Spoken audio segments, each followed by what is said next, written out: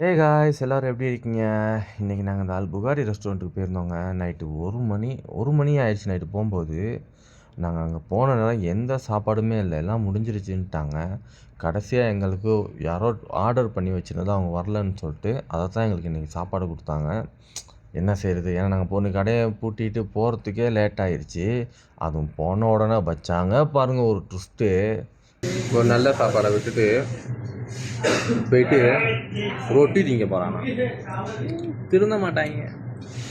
என்னன்னா அவங்களுக்கு இன்னும் ஒரு 10 நிமிஷத்தில் நாங்கள் கடையை பூட்டிடுவோம், நீங்கள் 10 நிமிஷத்துக்குள்ளே சாப்பிட்டு போயிருவீங்களா, இருந்தால் தான் நான் ஆர்டர் எடுப்பேன் அப்படின்ட்டாங்க. ஆனால் நாங்கள் சொல்லிட்டோம் 10 நிமிஷம்லாம் எங்களுக்கு அதிகம், அதுக்குள்ளே நாங்கள் சாப்பிட்டு போயிடுவோம்னு சொல்லிட்டோம். ஆனால் சொல்லிட்டோம்.